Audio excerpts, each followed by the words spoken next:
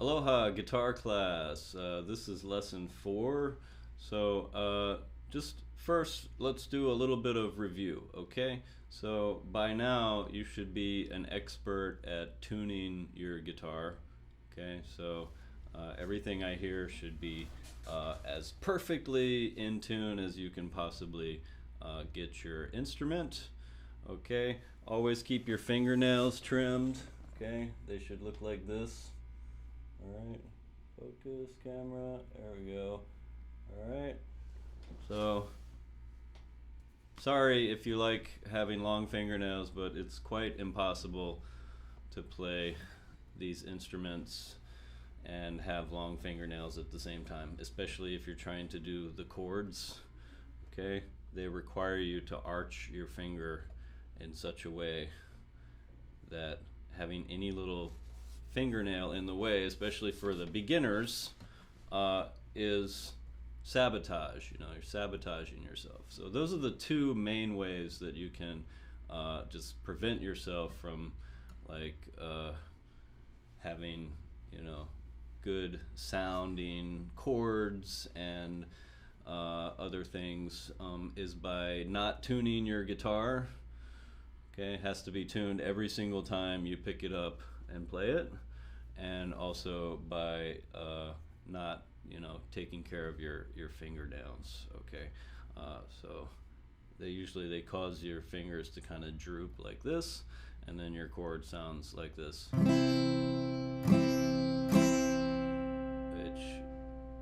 I don't know if you can tell, but it's not good. Okay, you arch your fingers a little bit, so just this tiny little adjustment. Okay, versus alright, so it makes a huge difference. Okay, holding the instrument. Alright, so for the acoustic guitar, you want your elbow right here on the top, the high point. Okay, everyone's arm is a little bit different size, so what you're aiming for here is that your pick is well centered over this sound hole. Okay, so depending on the length of your arm might be here or a little bit further back, but what you don't want is your arm getting back here. Okay, and you also mainly because that causes your guitar to start pointing downwards toward the floor, for one thing. So this balances the guitar pretty well. Okay, your arm might be over here a little bit. That's fine. Okay, if you're playing an electric guitar, your arm might be more kind of like here, because the electric guitar doesn't normally have this big thing to set your arm on. Okay, holding it, and you don't want your arm to be over here. Normally when you get the arm over the top, your pick winds up being over the fingerboard. Okay, so centering over the hole. For right now, we're doing everything with the pick. Okay, and with the pick, you just hold it between your thumb and your first finger, and you try not to get your middle finger on the pick. The middle finger can kind of adjust the pick like this, but you just don't want to get any other fingers on the pick. And a good thing to do is to kind of hold the pick and then just relax your fingers like this, so you get this kind of separation, right? And this feels pretty relaxed, right? It's less relaxed when you are balling your fingers up like this, okay, holding the pick tight. So we want to hold the pick, but not too tight, right? Because when we hold the pick too tight, it starts to just dig into the strings too much. So you want to kind of think of your pick as kind of like brushing the strings lightly, like so. Okay, and that's why we want more of a relaxed hand position, because we don't want to grip the pick too tight, and then what you're going for is this kind of separation, which usually gives you a more relaxed hand position and not so tense. Okay, so I know it's easier said than done, but that's something you want to keep aware of. Is you want to try and stay relaxed while you're playing, because you know when you tense up, usually it affects the sound in a negative way. So with the left hand, you want to have kind of a close grip on the guitar when we're doing the scales. Okay. And when we're playing the chords, all of these chords are designed to kind of have a close grip here. You don't want to touch the guitar here with your hand. Okay, so these are some of the things that you'll hear about in the feedback that you get when I listen to your assignments and give you feedback. You'll hear you know, use a pick, make sure you hold the pick just with the like this, relax, you know, cut your fingernails, hold the guitar this way, not that way. These are the things I'm kind of focused on in the beginning, because we want to establish that first of all, and especially the tuning. I'll definitely comment on that if I hear weird tuning or just not, you know, paying attention to tuning. Okay, so you want to watch out, and the thumb, it kind of stays up here, right? So you don't want your thumb out here. You don't want to be getting too far down here. This like makes your chords not so great. So you see my fingers are starting to kind of straighten out. So when I put the thumb up here and I grip the neck closely, that's when I can really like arch my fingers the way that I want to. And you don't want that for the chords, but also for scales and everything else. Nice arched fingers and playing on the tips of your fingers, okay? And that's best done with like a very close grip here and leaving a space here. You never want to touch this part. It can be very, very close, but always want to leave some space and never like that, okay? So if I see your hand position getting down here like this, okay, also notice now my wrist is bent a lot, which is also not great. So a little bend to the wrist is okay, but you want to watch out for extreme bends of the wrist, okay? Either like palming the guitar, we call this like palming the neck too much, okay? Or like just being too far down here, right? So you'll notice also the close grip of the neck helps us to straighten our wrist like this, okay? Because you're gonna hurt your wrist like this. All right. Okay.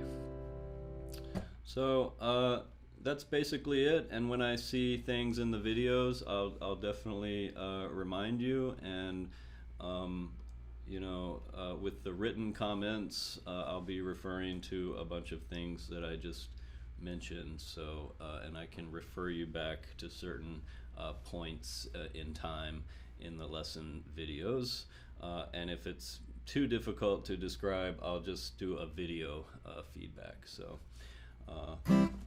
anyway, the documents we want to get out for today's lesson are Scales Open Position, Ode to Joy tab, and Ben King Stand By Me in G. Okay, so we're going to continue on with some things that we did. So if we had 3 lessons, they were how to hold the guitar, second one is how to read tablature, third one is how to read chord diagrams and do basic strumming.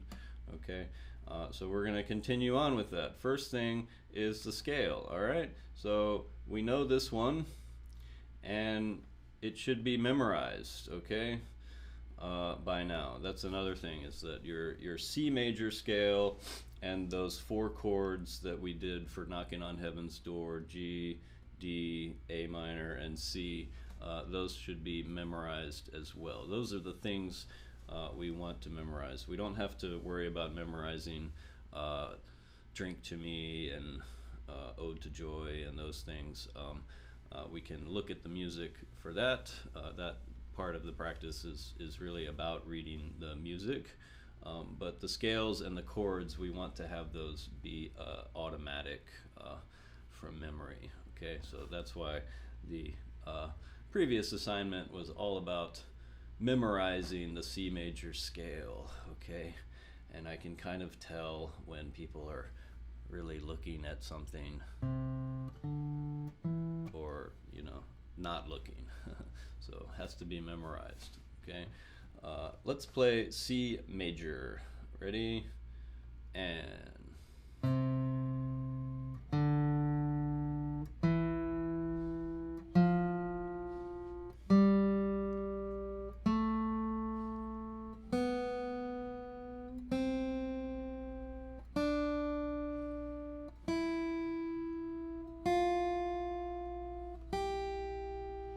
first finger, ring finger, pinky, same fingers going back.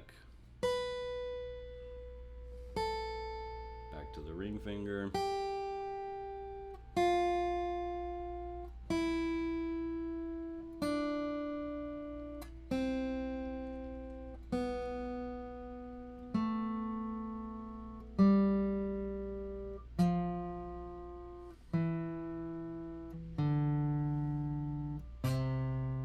Okay, so I hope that's memorized now. And when we memorize it, we don't just have to memorize the notes, but also which fingers to use. Okay, so when you watch these example videos, each lesson comes with a series of example videos. So there's an example video for C major, there's an example video for G major, there's an example video for Ode to Joy, and those are really good because you can see how I'm holding the guitar, whether I'm using a pick or not, which I am, okay, until we get to the finger style part of the class. You learn to use the pick first, and then also you can see which fingers I'm using. So for the scales, you got to use the same fingers, all right, which is pretty simple for this whole sheet. If it's a 1, it's the first finger. If it's a 2, it's the second finger, the middle finger. If it's a 3, the third finger, the ring finger. And if it's a 4, the pinky. Okay. And then when we go up to 5, they show you the fingerings up here. Okay. If you look at your document closely, they have these little numbers up here next to the notes, and those are finger numbers. So finger number 1 on fret 5. Finger number 3 on fret 7, finger number 4 on fret 8. Okay, and those 3 notes are the only time on that sheet where it strays from this open position, first position. Okay, now let's do G major. Okay, so a couple things to notice. All right, G major, the pattern is pretty similar to C. There's some slight differences. Okay. So first thing is, like, the first 6 notes are the exact same pattern, except instead of starting on this string, it starts on this string. Okay, and then here there's a 4 that's different. The G string notes and the B string notes are the same for both of these scales.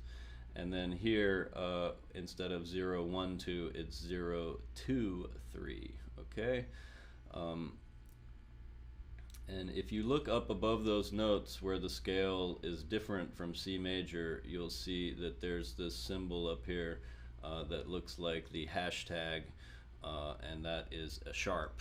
Okay, and that means that the note here is higher than the note here, right? This is F and this is F sharp.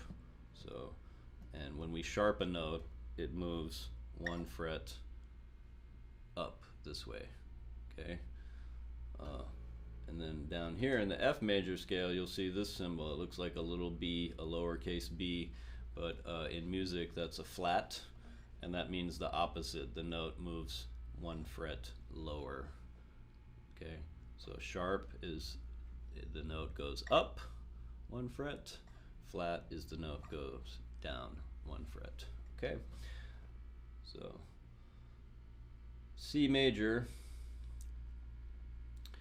is, what that means is that the first note of the scale is C, okay, and the notes go alphabetical, C, D, E, F, G. The music alphabet only goes up to G, so when we get to G, we have to start over at A. So after G comes A again. A, B, C, D, E, F, G, A, B, C, like that. And there are no sharps and no flats in the key of C, and that's what defines C major, is from C to C, with no sharps and no flats. Okay, G major starts on the note G, okay, and G, same thing, it goes alphabetical, G, A, B, C, D, E, and instead of F, it's F sharp, and then G, A, B, C, D, E, and then again F sharp and C. So we have 1 sharp in the key of G, and that's F, F sharp. And that's what defines G major, okay? Each different major key has a different spelling of the notes, a different number of sharps or flats. So anyway, let's play it. G major, okay? So we're gonna start down here on the low E string, all right?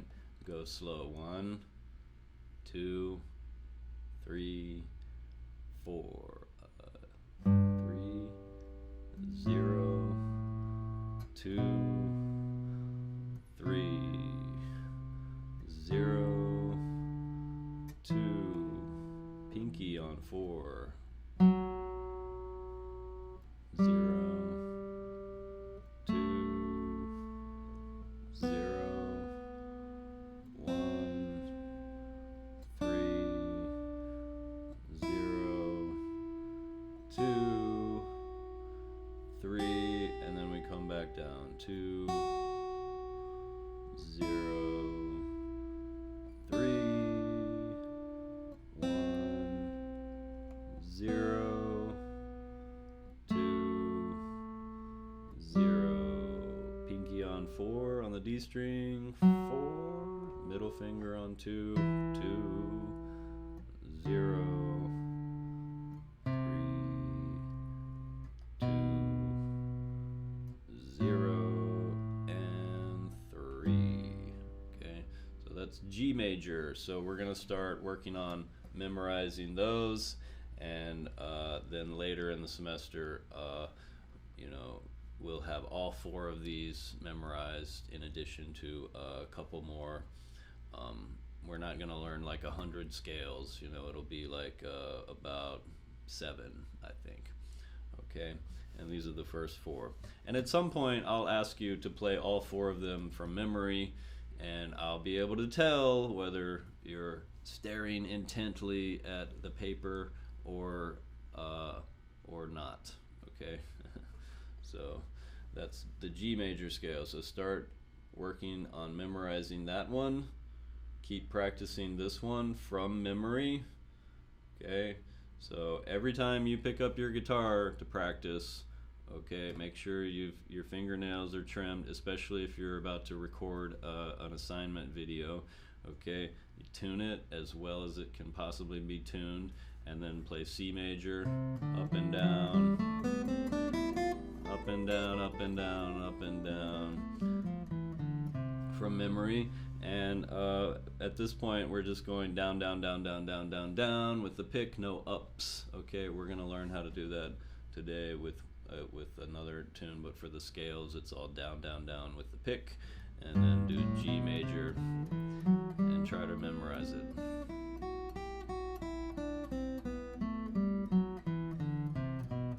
Okay, it's very simple how to get it memorized. It just requires this one extra step, okay? So you look at the paper and you play the scale several times, but then after that, just put it away and then and try to remember the notes. Oh, I can't remember. Okay, so then look at it. Okay, and then put it away again.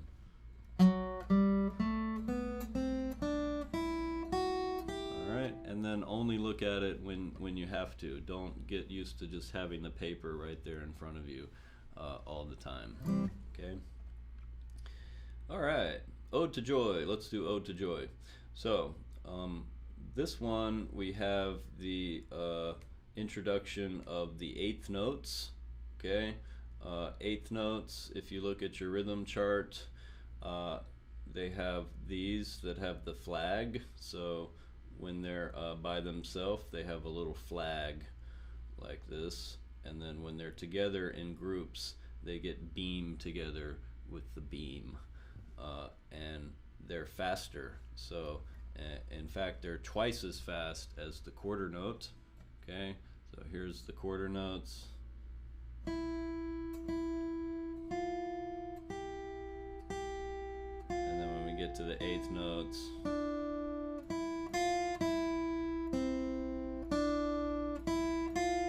there's some speeding up to be done.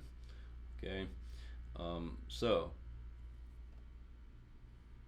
we learned in the previous lesson what these symbols mean. Okay, in this case this means a down strum, and this means an up strum, and they mean the same thing, but in this case it's a down on a single string, and then an up on a single string, and a down, like that. Okay, let's play this. Ready? Down, up, down. Okay, with the pick. So down or up. And it becomes necessary to do this when we're dealing with the eighth notes. Okay, because of the speed, it helps to alternate the picking directions. Because as fast as I can go down, down, down, down, down, I can always go twice as fast down, up, down, up, down, up, down, up, down, up. Okay, it's economy of motion. And the rules for the picking and the strumming are the same. If it's on 1, 2, 3, or 4, then it's down, and if it's on and, it's up. Okay, so when we do quarter notes, 1 and 2 and 3 and 4, and those all come on 1, 2, 3, 4, so they're all down. But when we have the eighth notes, some of them will come on the and the ones that come on the and are up. So this is how you count this. The dotted quarter note, if you look at your rhythm chart, is 1.5 beats. Okay, it's like a quarter note plus an eighth note. So if there was no dot here, then this note would come on 2, just like all the other measures, 1 and 2, right? But since there's a dot, it pushes this note over to the and of 2, okay? Which is what we call the and that comes after 2. We call the and of 2, the and of 1, the and of 2, the and of 3, and so on. It's the and that comes after the beat. So you count this like this: 1 and 2 and 3 and 4, and half note takes 2 beats. So 1 and 2 and 3. All right, so let's play that and count it: 1 and 2 and 3 and 4, and 1 and 2 and 3 and 4, and one more time: 1 and 2 and 3 and 4, and all right. Same rhythm here, different notes. Let's play this one: 1 and 2 and 3 and 4, and 1 and 2 and 3 and 4, and same exact thing at the end that we just played. And then we have these two measures here in line 3, and they have 2 eighth notes in a row. Okay, the more eighth notes in a row that you have to play, the more the difficulty.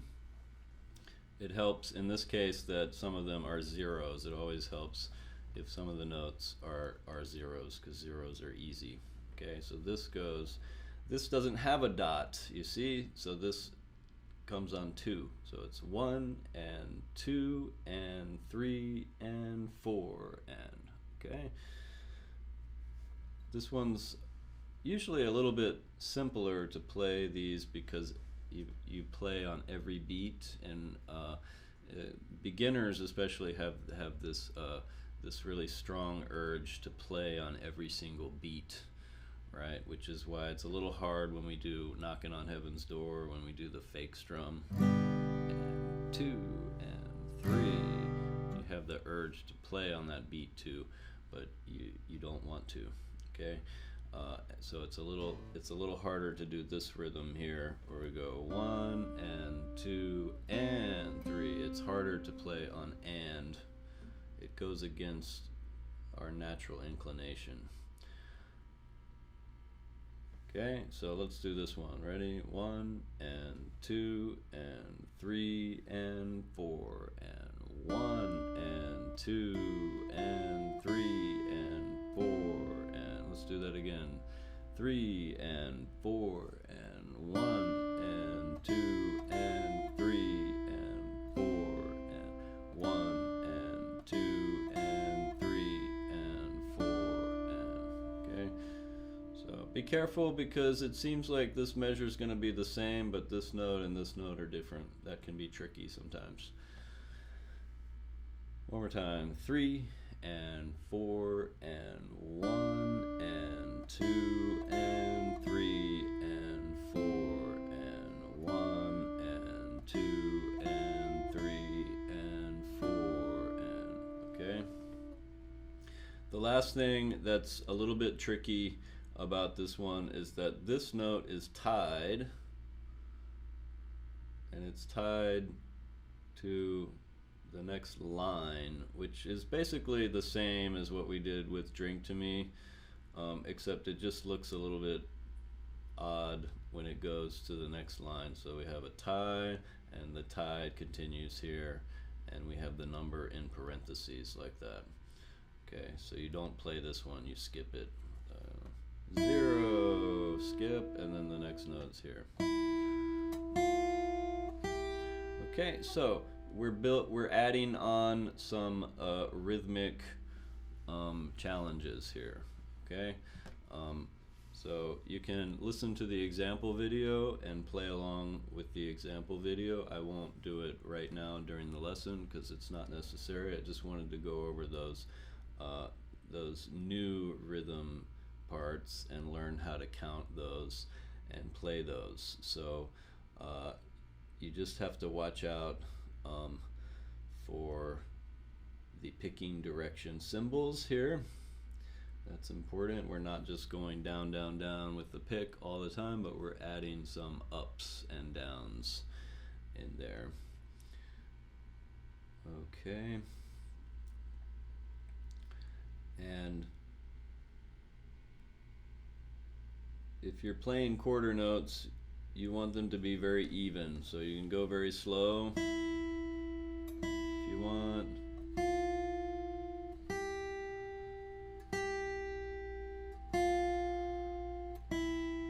But then when you get to a dotted quarter note or a half note, you just want to hold it a little bit longer. Longer.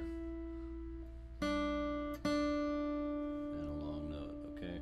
So even if I'm not counting very precisely or using a metronome, you can get the rhythm to sound very, very close if you just know the ratios of you know, which note is slower and which note is faster, or which note is shorter and which note is longer and which note is faster, okay, like the eighth notes. And we usually compare everything to the quarter note because that's the basic unit of one beat.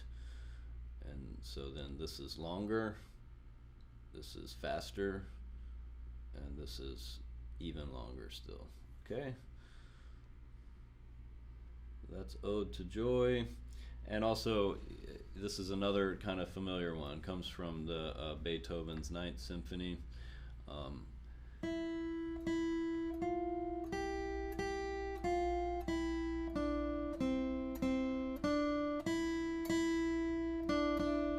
this one is pretty much universally recognized.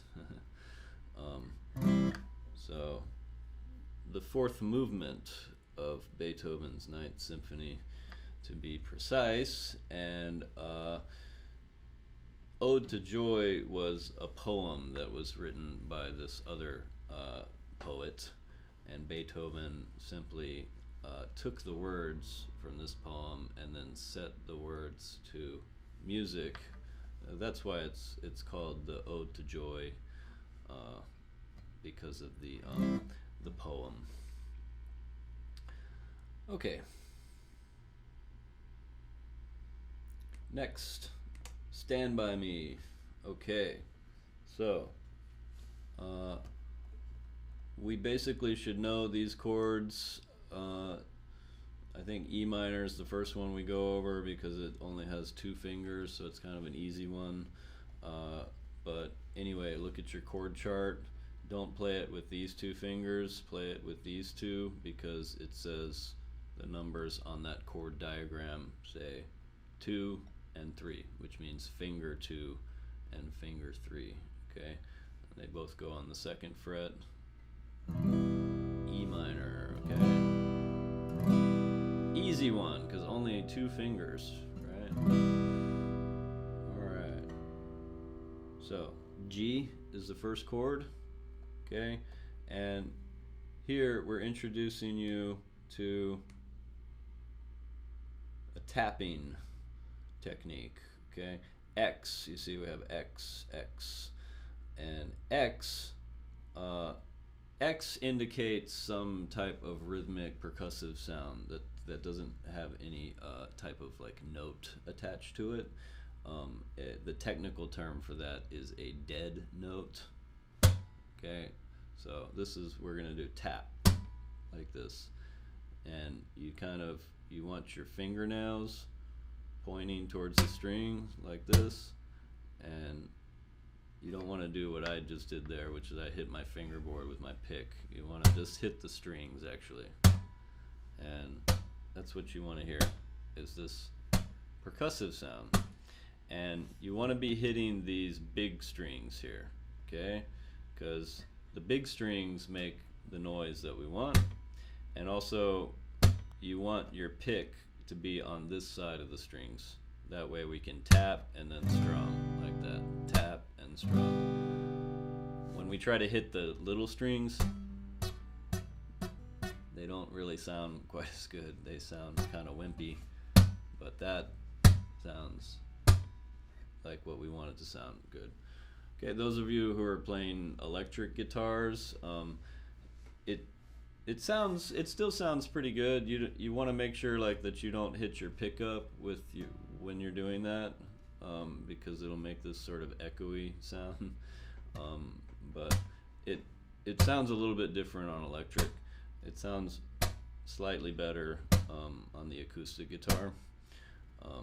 But it's a useful technique to practice anyway. X could be anything. It could be like this.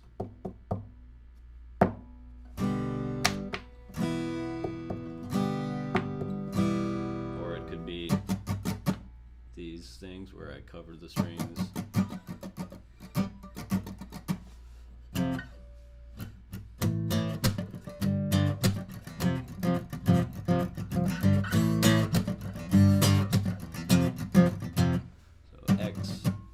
X is a useful thing that sounds cool. It can be very rhythmic, or you can do all kinds of things with X. Okay, but in this case, we're just gonna do a simple tap.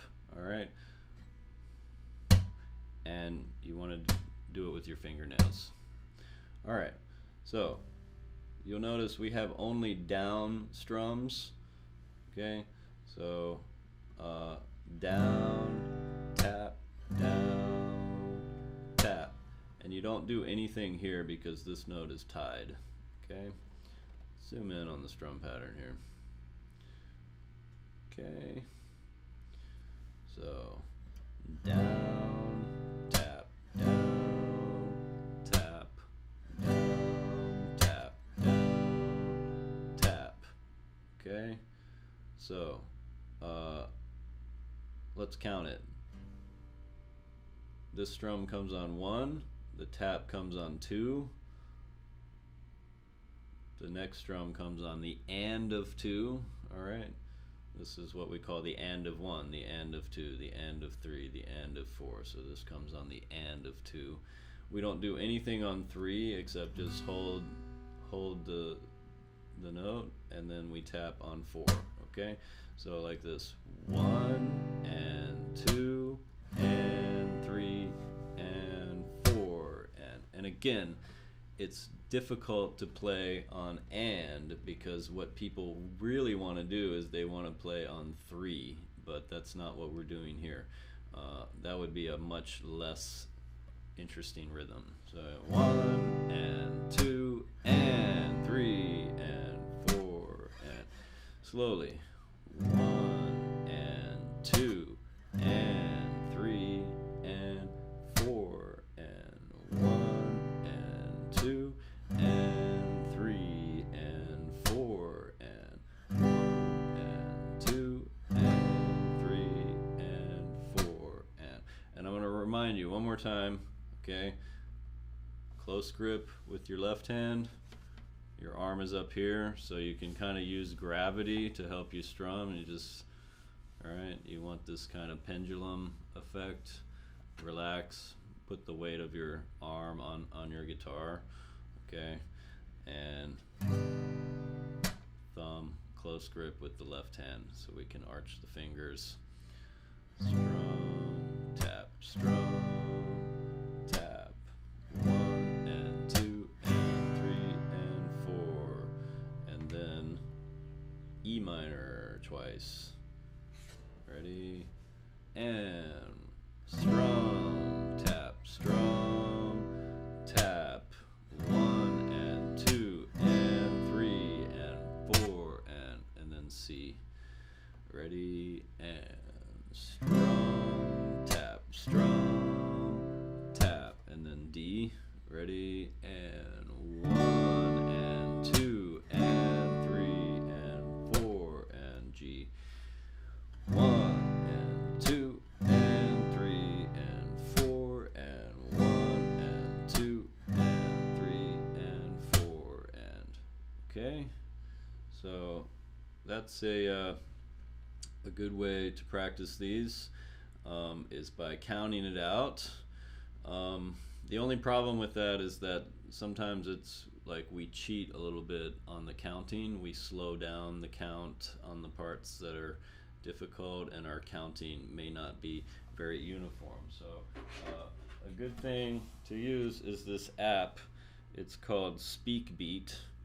Okay, it's available, I know, at least for iPhone or iPad. Okay, SpeakBeat. And this is what SpeakBeat does for you. It can count for you, like so. 4 and 1 and 2 and 3 and 4 and 1 and 2 and 3 and 4 and 1 and 2 and 3 and 4 and 1 and 2 and 3 and 4 and 1 and 2 and 3 and 4 and 1 and 2 and 3 and 4. Okay, or you can do Ode to Joy. And 4 and 1 and 2 and 3 and 4 and 1 and 2 and 3 and 4 and 1 and 2 and 3 and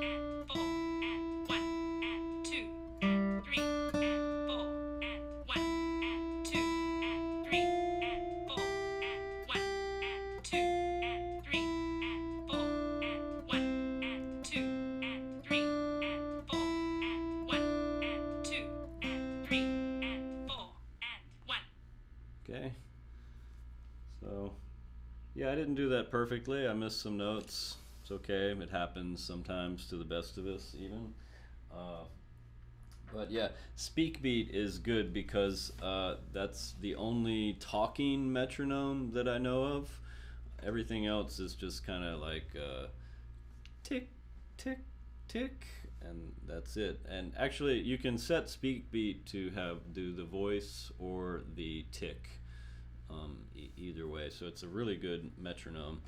Um, and it can help you to where you're not cheating with the counting. It keeps you honest on the counting and the rhythms, and that's a really a good thing, especially if we're having trouble, and it especially when you're learning, it can be very difficult to count out loud like that and play. But if you go slow enough, you can do it. So the way to do all of these things with the rhythms is if you're having any trouble at all, then you got to slow it down. So the example video is good for that. You can slow the playback speed down on the YouTube. Okay, settings, playback speed, and slow down. And play along. You can use that speak beat metronome, and you can also try just counting yourself, but you want to go slow. 1 and 2 and 3 and 4 and 1 and 2 and 3 and 4 and 1 and 2 and 3 and 4 and 1 and 2 and 3 and 4 and okay. So you can gradually speed that up and learn it that way. Okay, and as we learn more and more rhythms, later we start to associate certain rhythms with certain songs that we've learned before. Like, oh, that's the Ode to Joy rhythm, or that's the Stand By Me rhythm, or the Knocking on Heaven's Door thing. So that when we see that rhythm again, we'll remember what to do, hopefully. Okay, it's kind of like a language, almost. Not literally, but it's like that. You build a kind of vocabulary going forward that you can access. So I think that's about it. I'm trying to think if there's anything else I want to tell you before I let you go. Oh yes, the switching. Okay. On Knocking on Heaven's Door, we did the open strings. So you go down and on the open strings, and then like that.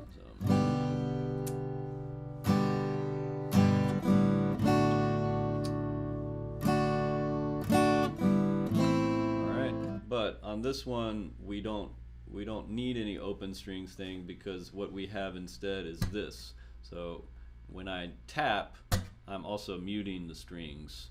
So as I'm tapping, I don't need to keep holding on to the chord. So whenever you do the tap right before a switch, you should take your fingers off right when you tap. And that actually gives you even more time to make the switch than the Knocking on Heaven's Door one, because that's, you only have half a beat to make that switch, and this one gives you a whole beat. Okay, so let's try these switches one time, and then I'll let you go. Ready?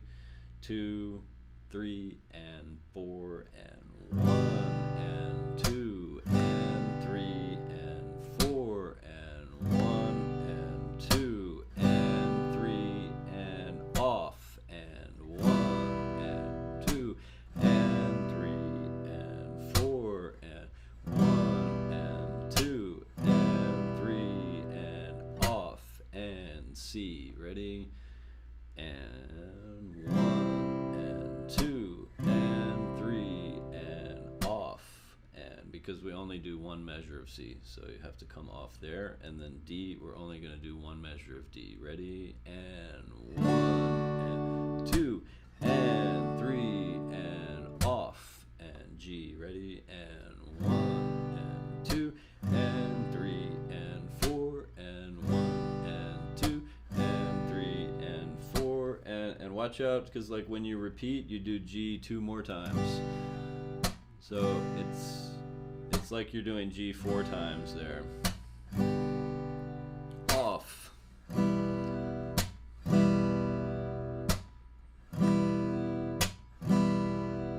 Off. Okay, so there's one more thing I wanted to talk to you about too, is when you memorize the chord, you have to memorize also how many strings to play on each chord. Okay, so you may not think that you know any notes on your guitar yet, but you kind of do in a way. So one of the ways that you can remember that a little better than just brute force memorization is you can think about what the lowest note is in the chord. So E, we can do E, E minor, all right? So E, that E letter in the chord symbol tells us that we want E to be the lowest note in the chord. That's what that means. That's the root of the chord, and the lowest note is E. And we know this is E because we learned the open strings. Eddie ate dynamite, goodbye Eddie. E. So E. Okay, it has to be the lowest note. So that's why E minor, we strum all 6 strings. Okay, D, right? Eddie ate dynamite. This is the D string.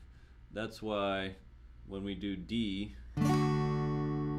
we strum only from the D string, and there's an X here on E and A, because we don't want A to be the lowest note, we don't want E to be the lowest note, we want D to be the lowest note.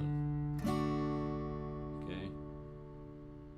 If I can drop my E down to D, and then I can strum all 6 strings. D.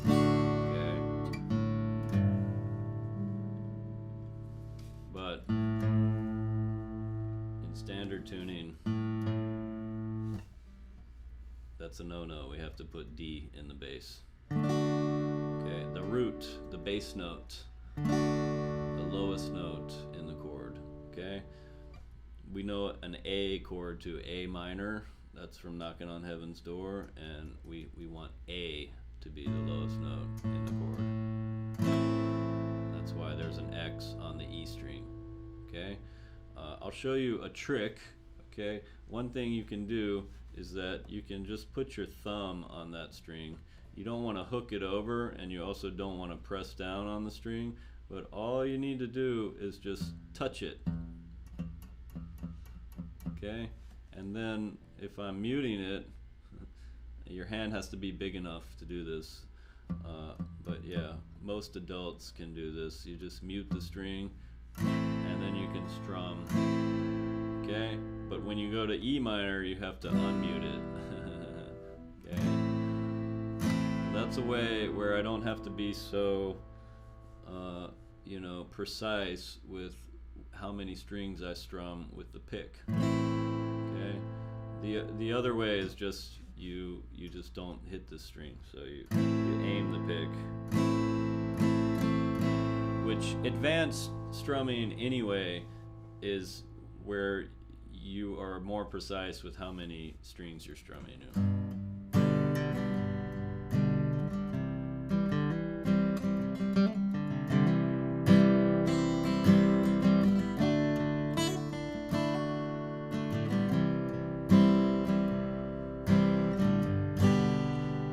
Not necessarily hitting all 6 every single time, so might as well get some practice. Okay, you can't mute E and A anyway, so on D you have to be precise anyway. If I hit the A string in there, it doesn't sound too bad, but you definitely don't want to get the E in the D chord. That one doesn't sound right at all. Okay, and then so those are the open strings, E, A, and D. All right. There's two other notes that we know actually, and that is C. This is the note that the C major scale starts on. So we should know that this is C. And that's the note that needs to be in the lowest note in your C chord. C is the lowest note, okay? And from today's lesson, we now know that this note here is G, okay? Because that's the note that the G major scale starts on. And that's the note we get as the lowest note in our G chord. Okay. So that's one thing, is that understanding that why we have X's on this string or that string helps you to remember that a little bit better and make more logical sense as to why that is. Okay, and that's it for today's lesson. I'll see you in the next video. Mahalo.